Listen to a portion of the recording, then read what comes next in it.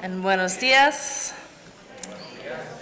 Welcome to Bay Area Unitarian Universalist Church. I'm Reverend Katie McQuage-Loukas, and my pronouns are she and hers. Unitarian Universalism is a proudly progressive faith tradition, one that engages with the world rather than withdrawing from it. We may counterculturally oppose parts, but we do not turn away. And I'm just going to give us a minute. We're all still working on getting in here. I'm trying to create that settled sense, and we're just not there. That's all right.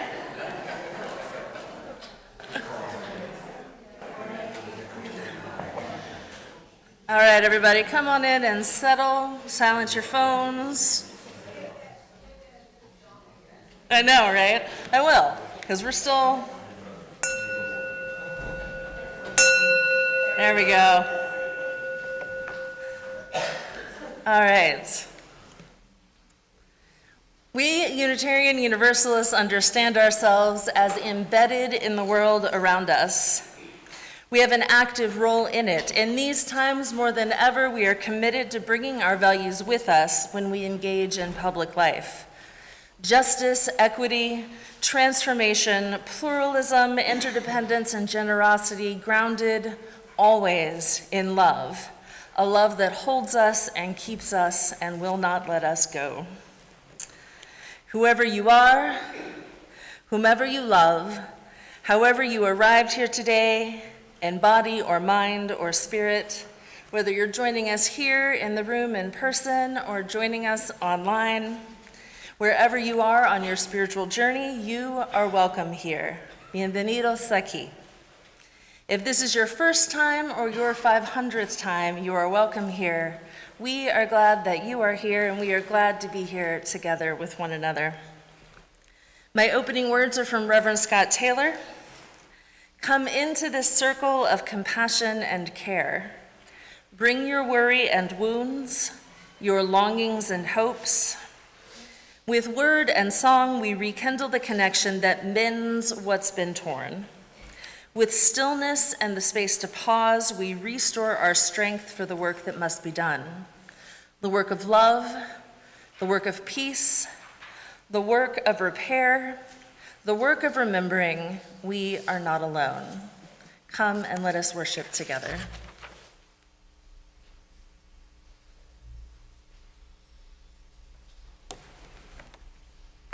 Good morning. I'm Maddie Raymond. I will serve as your worship associate today. Sheila Connor will light our chalice this morning.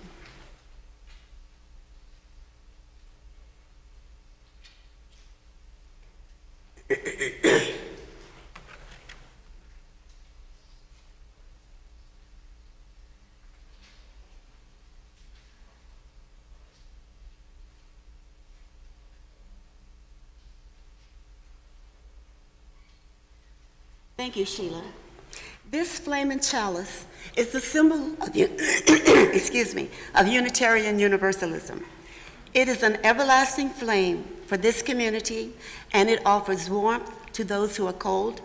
It provides light to those who would see. It purifies and transforms this sanctuary into a sacred space, and this congregation into sacred community. May its flame continue to burn within us, true, high, and strong. Our opening song this morning is number 128, For All That Is Our Life. Would you stand, please?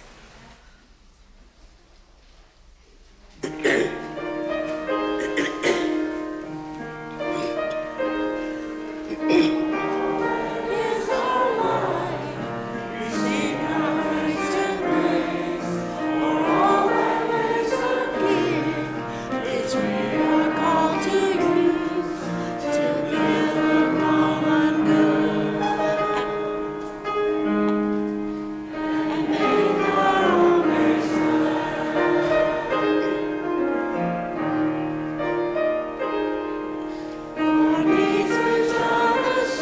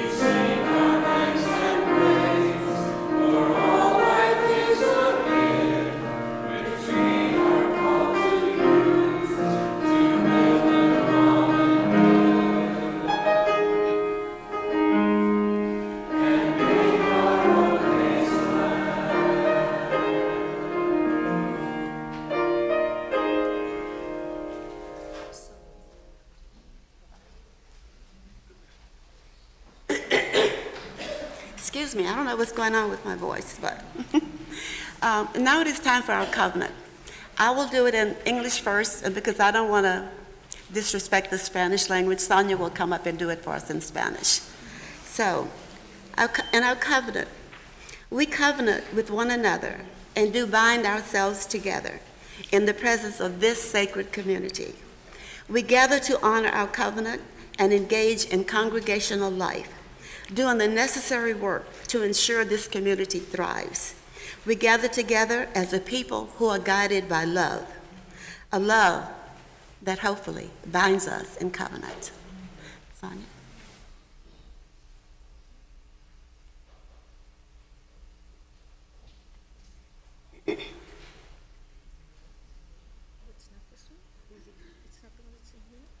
No, it's not in there. Ooh, I don't know if I can do this. Oh, we'll do whatever you like. I thought I was going to do this one. Okay. Yeah. Sorry about that. The Art Fest really wore me out, so I'm doing good to doing it in English. So we're going to try it in Spanish, okay? El amor es la doctrina de esta iglesia.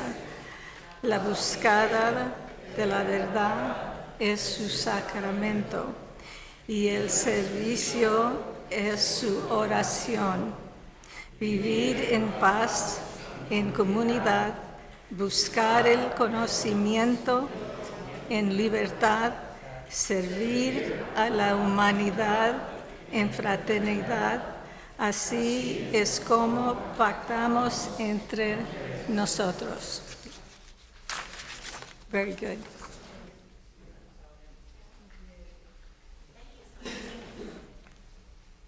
We've been practicing that one in Spanish, and so I think going forward, we're going to try to do them both, English and Spanish, every week, now that we're getting pretty good at doing it in Spanish. Now is the moment when we center ourselves, when we center down. We will begin by lighting some candles.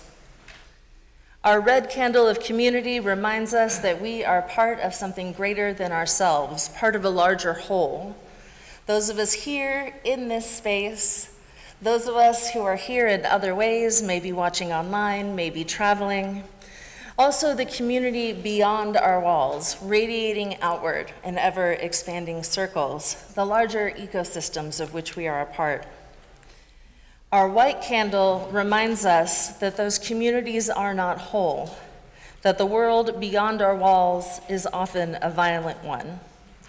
We as Unitarian Universalists commit and recommit to building a more just world where all might live in peace. This morning we hold in our hearts the people of our own nation who are facing massive violence from the state. And we also hold in our hearts the fragile, tender, and uncertain hope that there may be progress towards peace in Gaza, perhaps a longer-term political solution for Palestine. We wish and we hope that all people might find freedom and self-determination so that we can all be partners in creating a world of justice and peace. Even amid those troubles of the larger world, we have our own concerns and worries and our own joys and hopes too, and those are no less important for being slightly less earth-shattering. So whatever it is you've brought through the door with you this week, I invite you to bring it forward and to light a candle. Remember that whatever you've brought, you are not alone in it. We witness it and you. If you would like a candle brought to you, please raise your hand. Come forward as you are moved.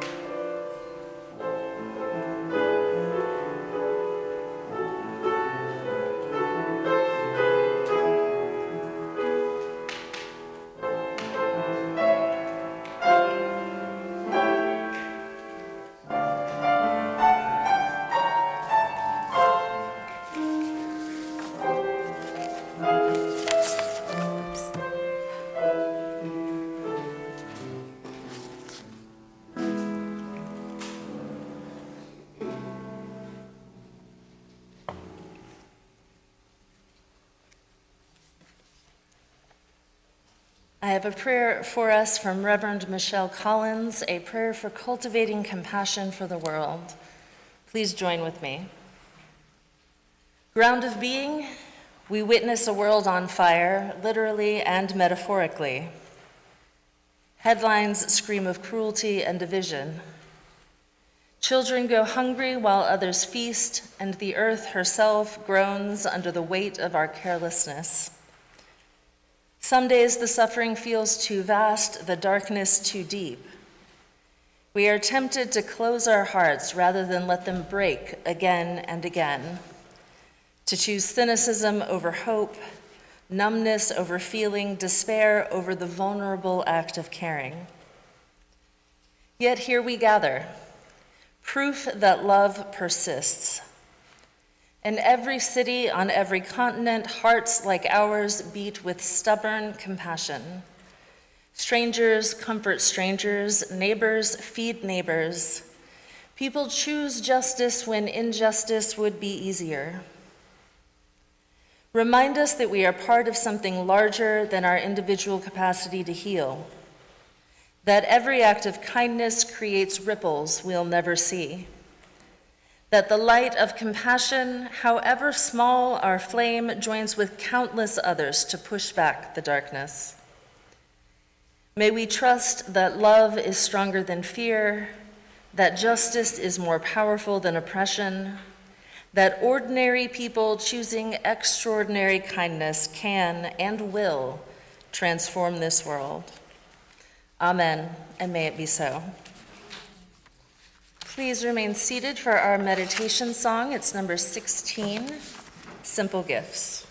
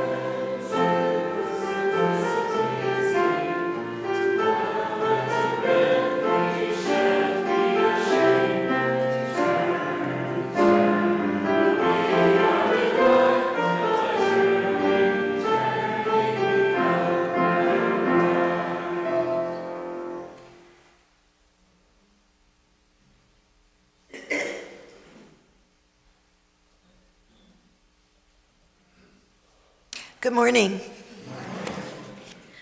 My name is Gloria Miller, and I am the Director of Religious Education here at Bay Area Unitarian Universalist Church, and my pronouns are she, her. Our tale for all ages today is entitled, We Are the Builders by Deepa Iyer.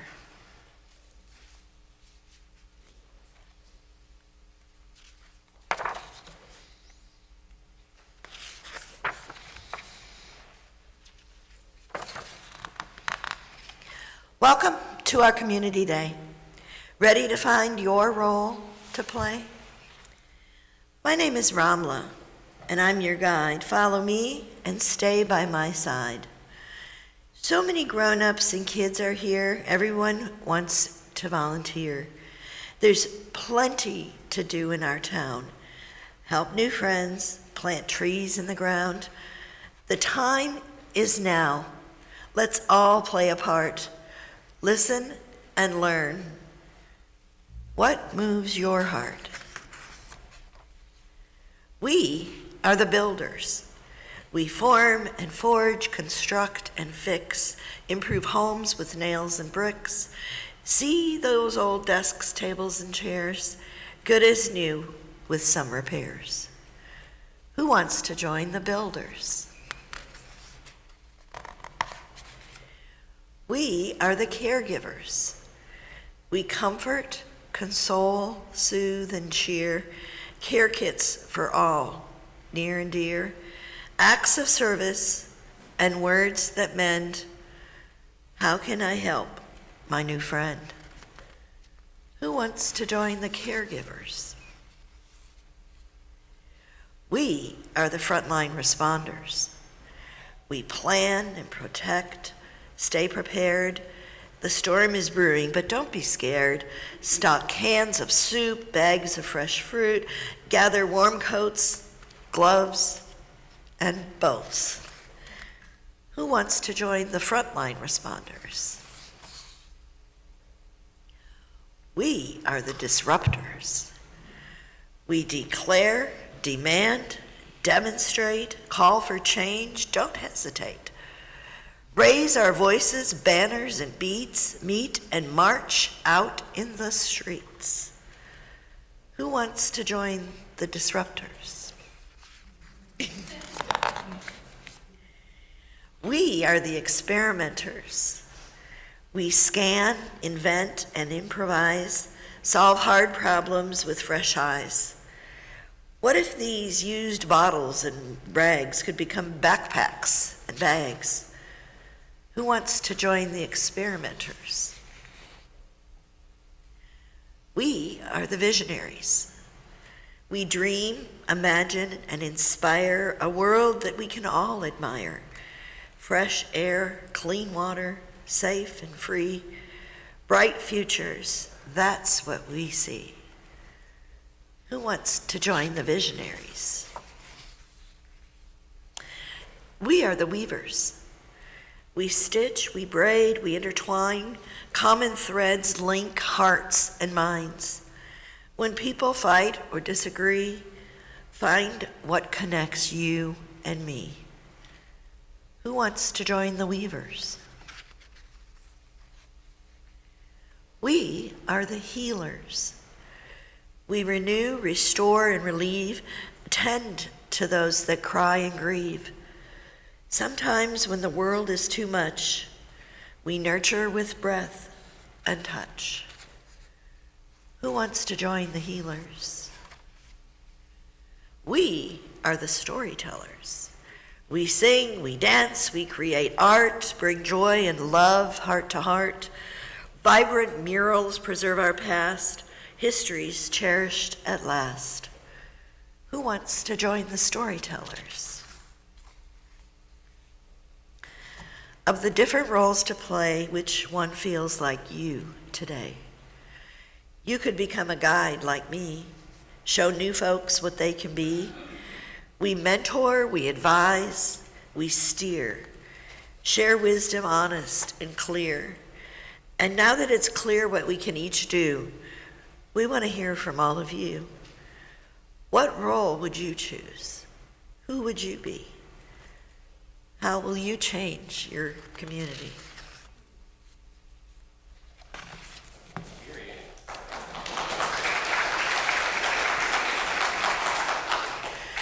It's at this time that our children and youth recess to the RE wing for classes, although you can choose to stay with your parents if you choose. If you're a first-time visitor, we invite you to come with your child so you can see where their room is and meet their teacher. And it's just a quick reminder, our classes end at 12:15. Our keeper of the flame is Gabe Gerhardt.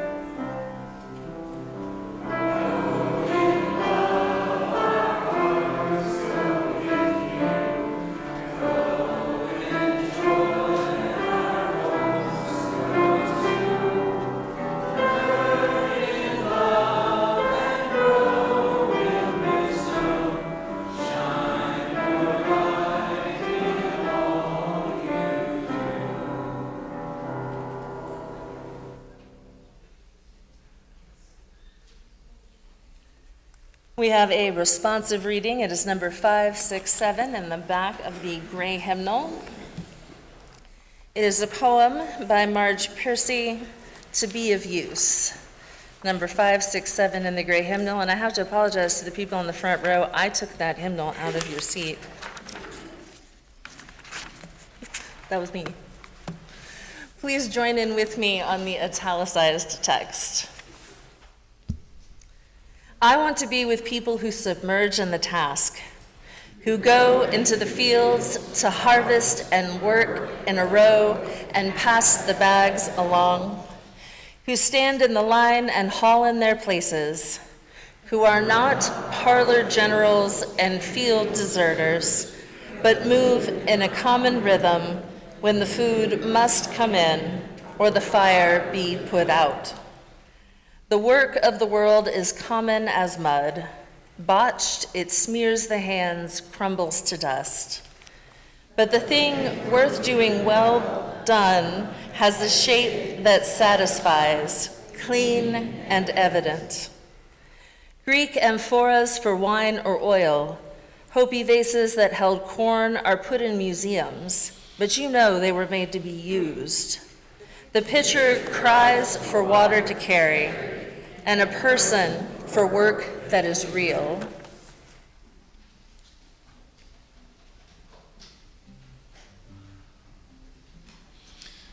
Good morning. My name's Brad. I'm one of those he/him people.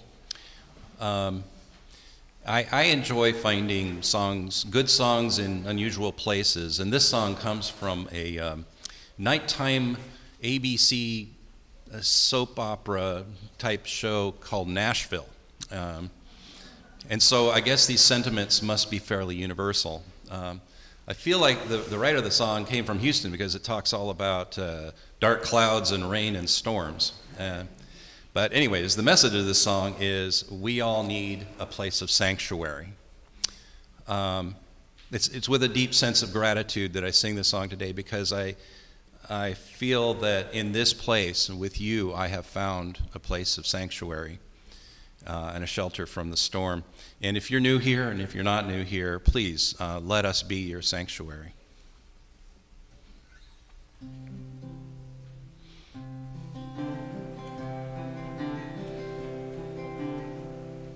Turn the page. Take a load off, rest your head. Tell us all about the day you had. Sit beside us, it's time for ease. You can rest yourself and find some peace. Let us be your sanctuary. Let us be your safe place to fall. Let us help you with your worries, a refuge from it all. All this time we have together is our shelter from the rain. We will share this weight you carry.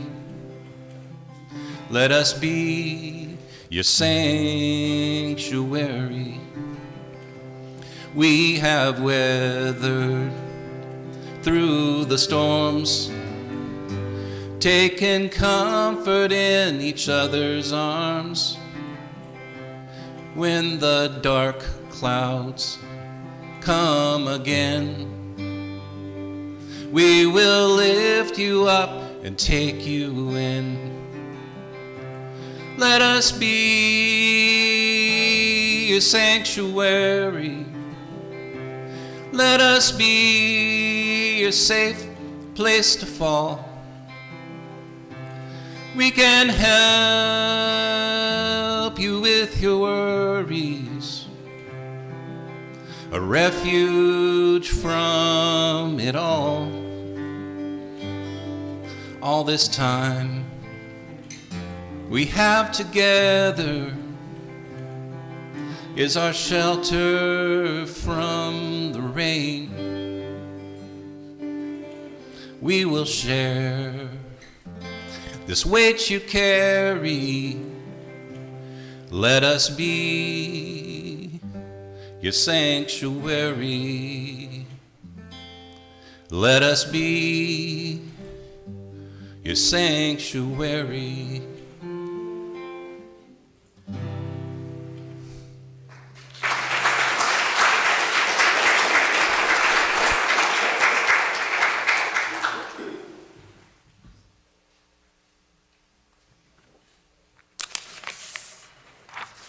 Thank you, Brad. That was beautiful.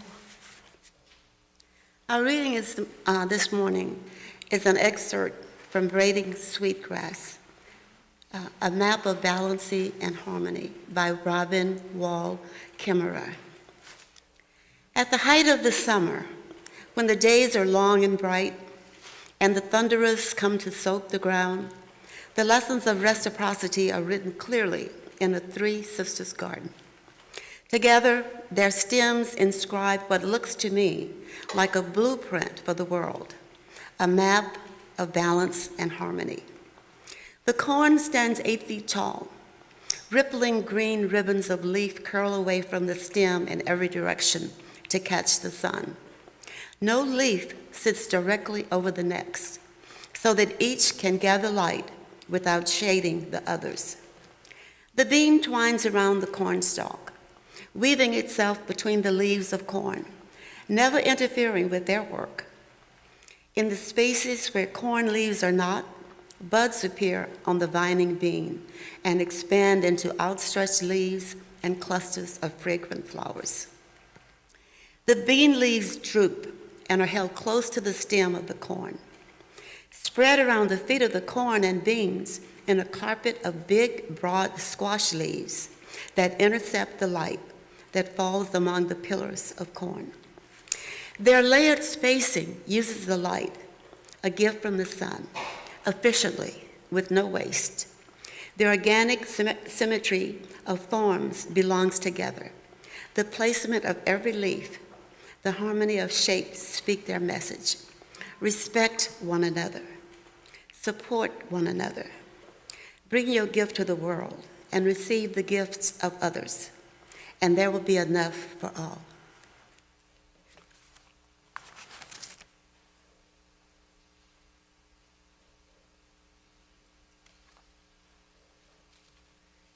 In this world that we're living in this moment and this time, it is all too easy to forget how bound up we are in networks of interdependence. It's easy to feel alone, it's easy to feel powerless, like the world is moving without us. And even if we know in our heads that that isn't true, it's hard to feel it in our hearts or our bodies. When the state of the world is what it is in this moment, it's also all too easy to feel like somehow there must be one thing that I can do to fix this by myself. I talked a little bit last week about the times we are in and that we are called to seek and find the ways we are meant to act to meet this moment. And it is vital in the work of justice to remember that we are never alone in it. We are always part of a larger whole here in this room and in the community beyond these walls. We are never called to be the single savior. That's us internalizing some American narratives about heroes, maybe a little ego. Not consciously, but that's just how our stories frame it, that a singular hero goes in and sets the world to rights. But the world doesn't work like that. The world changes slowly. It moves a little bit here, a little bit there, and then one day you glance up and things really are different. And we're not even always sure what actions brought us from here to there. We just know that amid all the tangled threads, something got tugged somewhere and it ended up mattering a great deal. And so the trick is not to find the place of maximum power, but the place of relationship.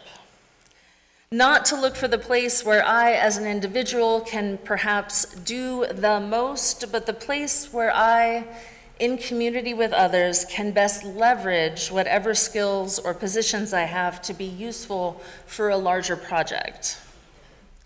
Right now, the Unitarian Universalist Association is promoting a book, Social Change Now. It's our big yearly read.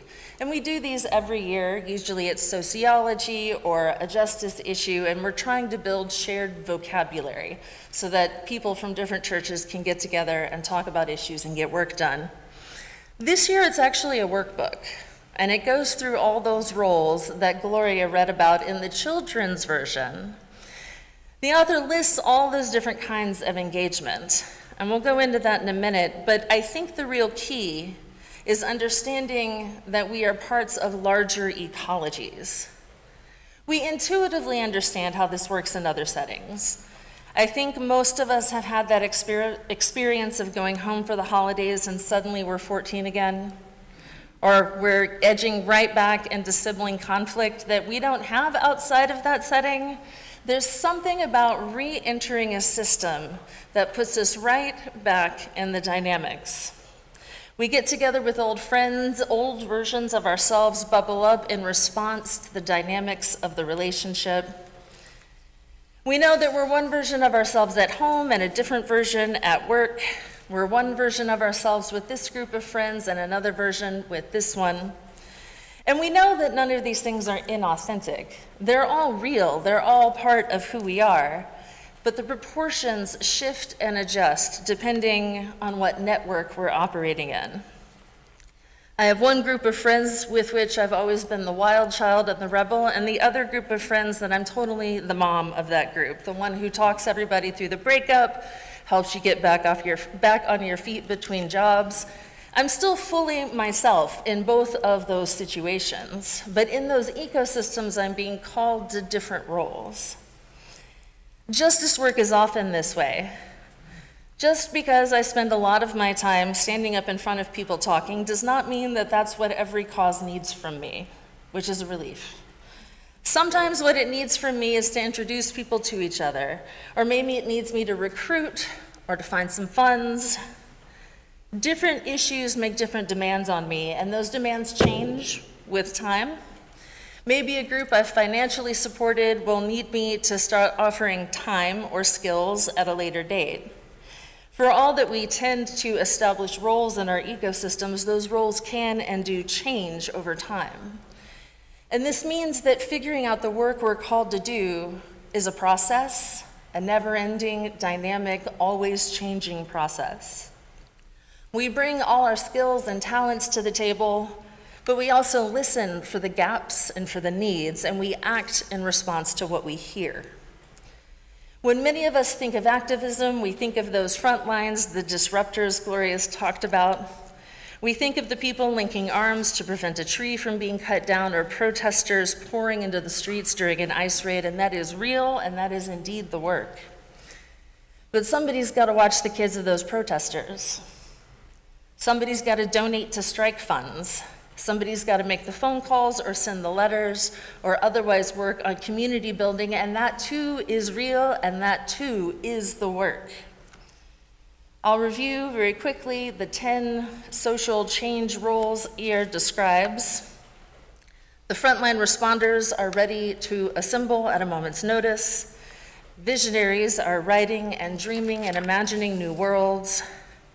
Builders are organizing people and resources. Disruptors are taking those risks to raise awareness or show power. Caregivers are nourishing others to deepen community and support other roles. Experimenters are innovating and inventing. Weavers are making connections. Storytellers hold history and culture. The healers fix it. And guides often offer wisdom and teaching, often from experience. We might be drawn to a role because of our natural talents, or it fits with what we're already doing. Like I said, I already stand up here talking a lot, so things like visioning and storytelling are kind of already in my wheelhouse just because I have this lovely platform. That doesn't mean it's the best place for me in any given moment, it's just what's available and easy, and I can pick it right up. But I think what I'm actually good at is that weaving work, of knowing who's doing what and being able to connect people who are doing similar work. And that too is a function of my job. I spend a lot of time in meetings with other churches or nonprofits. It's just built into what I'm doing. But I have also been called in my time to be a healer, to help people work through problems and try to repair relationships. I've certainly been a caregiver, cooking or offering other forms of support. And sometimes I've been a builder.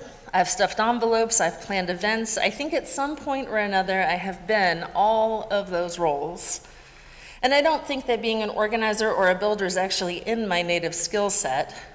But being realistic, that's the work that needs to get done a whole lot of the time. So a lot of times that's the work I'm doing, regardless of my skill or talent. I asked folks last week to spend some time thinking about the roles and causes that make your hearts pound or sing, the things that really make you feel alive. And every person in this room is going to have a different list.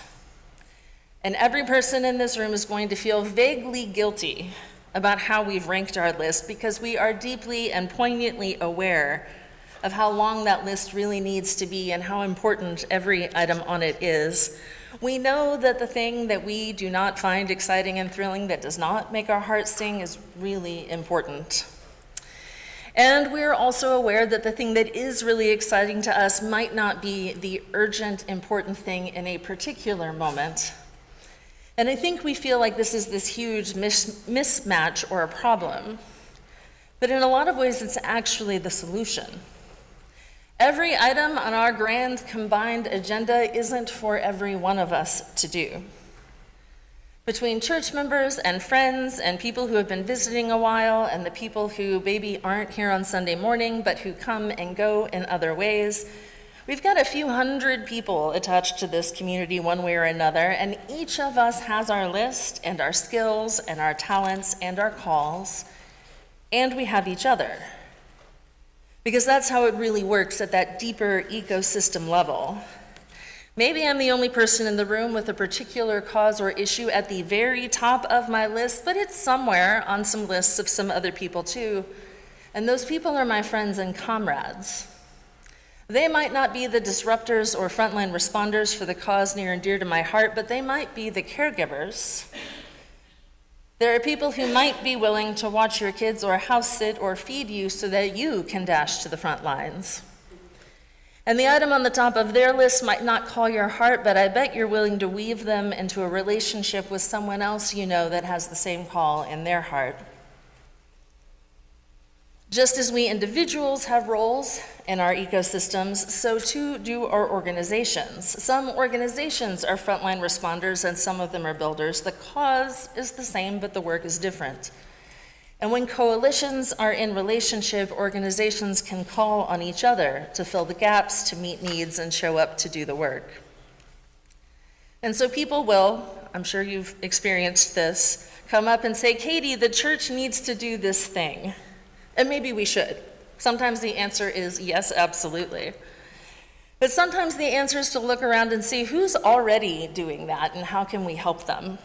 Maybe we're not the visionaries in this moment and we need to catch up to the people who are. There's room in the larger system for all the kinds of work and all the kinds of roles, the roles our hearts are calling us to and the ones our friends and comrades are calling us to. After the November election, I was very aware of the scope that would unfold. I even, and pray for me for this one, I read whole chunks of Project 2025 to try to get the big picture landscape. And I have to admit that even I, pessimist though I can be at times, even I was not prepared by the speed at which the current administration would accomplish their project. Project 2025 looked to me like the agenda of a 4-year administration. It's barely October, and I think they've checked off about 2/3 of their list. And what is painful for me, and I know is painful for many of the people in this room, is how at odds the world is with the values we carry. The nation around us is not engaged in the work of transformation. It is instead being dismantled. The nation around us is tightening what is acceptable to eliminate whole swaths of difference. The world around us is becoming less generous, less just, less interested in equity. To believe in the separation of church and state means that I'm not going to run for office or tell anyone who to vote for, and I'm not going to try to stick our principles or our values on the walls of a classroom. But it does not mean that I'm not going to work for a world that reflects what I believe to be true, good, and beautiful. That is the work of all people, regardless of faith. Living in a pluralistic democracy means making a society where multiple visions of the beautiful and the good coexist, yes, in an ecosystem. They are in relationship with each other. And possibly most importantly for me as a minister, and I suspect for many of you, we Unitarian Universalists are lovers of democracy.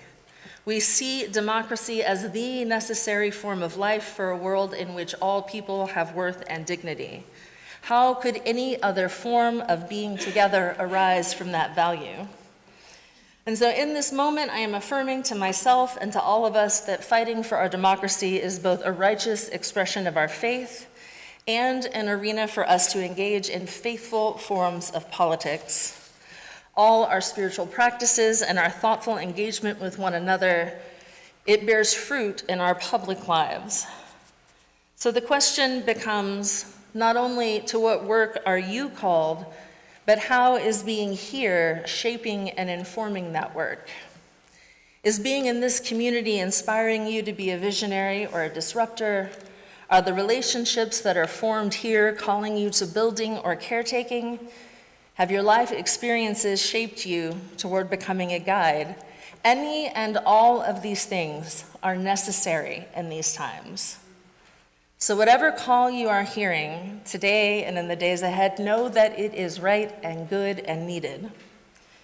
Whatever work is unfolding in front of you, know that it is right and good and needed.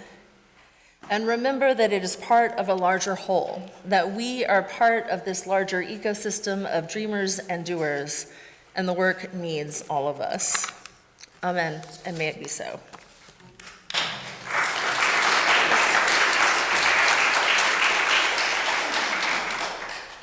I'll now take a moment to shift to a mindset of gratitude and generosity. It is time for the offering to support the work of this community. Please reflect on whatever abundance you may have in your life and share what you can with us so that we can do more and be more. Please give as generously as you are able, and we will receive it with gratitude. If this is your first or second or third time, please know your presence is gift enough.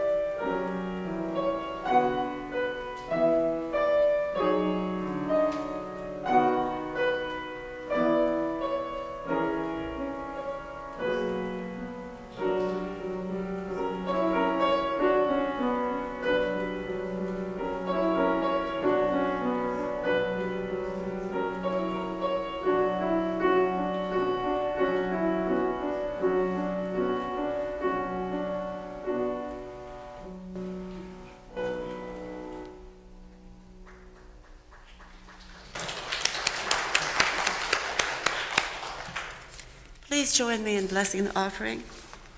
This gift from the abundance of my life blesses me, our ministries, and the world. Thank you. The following are the announcements for this Sunday. The biannual blood drive is coming up on Sunday, October 19th. You can sign up in the lobby or by using the QR code on the posters or TV. One donation can save up to 3 lives. We're going to have Jane Ebone come up and speak to us a bit more about that.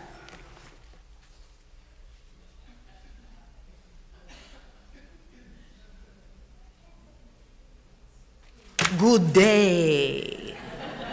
I want to count your blood donations. 1 life saved, 2 lives saved, 3 lives saved with 1 donation. Easy there, Count. We're talking about real heroes here, blood donors. Ah, yes, donating blood on October 19th. So simple, so quick, so deliciously life-saving. Exactly. It only takes about an hour, and each donation can help up to 3 people. Oh, wow, but does it hurt? Just a tiny pinch. Then you relax, enjoy delicious snacks, and feel amazing about the lives you've saved. Oh, snacks. You had me at delicious snacks. Just remember, eat a good meal, drink plenty of water, and bring your photo ID on the day of the blood drive. No biting, only donating. So mark your calendars, Saturday, October 19th. That's in 2 weeks. Sunday. Yes. Wrong. Oops, it's wrong. Sunday. It's a day. Come save lives, get treats, and be a Halloween hero. 1 donor, 2 donors, 3 donors. Maybe even you.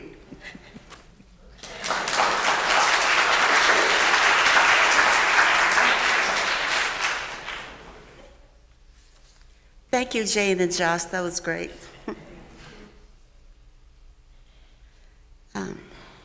Tomorrow, Monday, October 6th, the 8-week grief workshop begins at 3:30 in the church library. And today is the very last chance for you to sign up. We still have 4 spots available. And just to remind you, the grief can come from many kinds of loss, not just the death of a loved one, but also the loss of a job, a relationship, retirement, or changes in health or independence. This workshop is a safe and loving space to explore and process those experiences. Please sign up today using the QR code, or you can use the link that will be available in the weekly email. This Wednesday, October 8th, after our church dinner, we'll welcome Rachel Thorne from the Galveston Bay Foundation. She'll be sharing about protecting the Bay and how their work supports our green sanctuary and all of our goals. Childcare will be available that Wednesday, and it will be available, in fact, every Wednesday. Music night is this Friday at 6:30 in Cockrell Hall. Bring an instrument, your voice, or just come and listen. Everyone is welcome, musicians and non-musicians alike. We'll take turns sharing songs, and we'll all play Hey Jude together. Feel free to bring a snack to share. Come, relax, connect, and enjoy an evening of music with us. You can find the details, again, in your weekly email blast. Next Sunday at 12:30, families are invited to the Family Fellowship Potluck. Bring a dish to share. After lunch, the kids will play while the parents will discuss parenting topics. Everyone is welcome to join us for coffee and light snacks in Cockrell Hall. This is a great time to meet new friends and to catch up with the old ones. The Service and Justice Ministry team meets in the church library today after coffee and fellowship.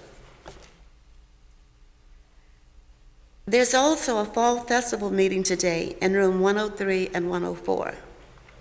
If you'd like to help or share ideas on how to make it a great event, please stop by and join us. And finally, if you're new to BAUUC and want to stay connected, you can scan the QR code on the screen to sign up for our weekly email. And it's the very easiest way to keep up with everything that's happening here. Our closing song is number 1017, Building a New Way. Please stand. Oh.